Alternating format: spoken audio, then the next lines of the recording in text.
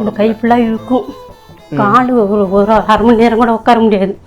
இந்த கால் இழுக்கிற மாதிரி இருக்கும். நடந்துட்டாக்கும் என் பிள்ளைகளுக்கு தலைலாம் செய்யணும், எல்லாரும் பார்த்துக்கணும் தான் எனக்கு ஆசை இருக்கு. என் பிள்ளைகள என்னால என் பிள்ளைகளுக்கு தலை தான் பின்னி விட முடியல. நடுக்கம் அப்படின்றது எல்லா நேரமும் அப்படியே தான் இருக்குமா?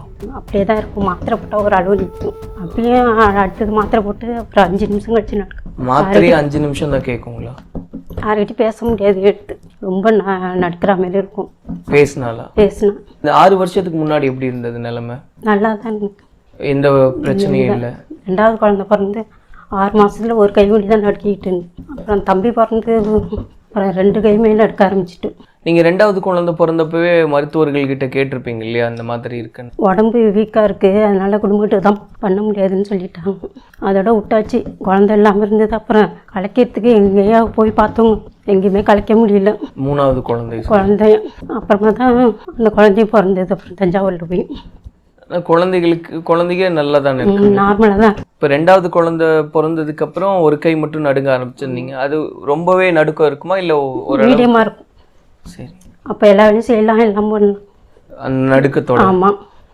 இப்போ எந்த வேலையுமே செய்ய முடியாத நிலைமை தான். முடியாது. எங்கள் மாமியார் செய்வாங்க. எங்கள் வீட்டுக்கு அவங்க டீ கடைக்கு போயிட்டு வந்து சாப்பாடு ஊட்டி விடுவாங்க. அவங்களும் காலையில் ஊட்டி விடுவாங்க. பசங்க டீ தான் கொடுக்கும். யாராச்சும் பேசினா ரொம்ப நடுக்கிற மாதிரி இருக்கும். தானாக தண்ணி தான் குடிக்க முடியாது, டீ தான் குடிக்க முடியும், சிந்திடும். ஆனால் நீங்கள் முயற்சி பண்ணுவீங்களா? பண்ணுவோங்க, ஆனால் பண்ண முடியாது. எனக்கு ஒரு இடத்துக்கு போகவும் முடியாது. எங்கேயாச்சும் போகிற மாதிரி இருந்தால் எங்கள் வீட்டுக்காரங்க தான் அழைச்சிருப்போம். இந்த 6 வருஷத்தில் எங்கேயாவது வெளியே போயிட்டு வந்திருக்கீங்களா? ஊர் பையன் தான் போகணும் கிடையாது, ஆஸ்பத்திரிக்கு போயிட்டு வந்து மாத்திரையை போட்டுட்டு தான் போக முடியும் எங்கேயுமே.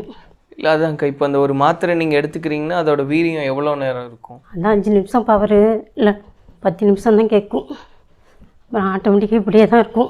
அப்போ அது பிரயோஜனமே இல்லையே, 5 நிமிஷம் மட்டும் இதாக இருக்கிறது.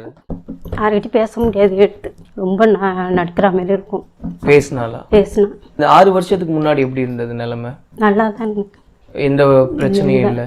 2வது குழந்தை பிறந்து 6 மாதத்துல ஒரு கை வலி தான் நடுக்கிட்டு இருந்து. அப்புறம் தம்பி பிறந்து அப்புறம் 2 கையுமே நடுக்க ஆரம்பிச்சிட்டு. நீங்கள் 2வது குழந்தை பிறந்தப்பவே மருத்துவர்கள்கிட்ட கேட்டிருப்பீங்க இல்லையா அந்த மாதிரி இருக்குன்னு? உடம்பு வீக்காக இருக்குது, அதனால் குடும்பத்துக்கு தான் பண்ண முடியாதுன்னு சொல்லிட்டாங்க. அதோட விட்டாச்சு. குழந்தை இல்லாமல் இருந்தது. அப்புறம் கலைக்கிறதுக்கு எங்கேயா போய் பார்த்தோம், எங்கேயுமே கலைக்க முடியல. 3வது குழந்தைய அப்புறமா தான் அந்த குழந்தையும் பிறந்தது. அப்புறம் தஞ்சாவூரில் போய்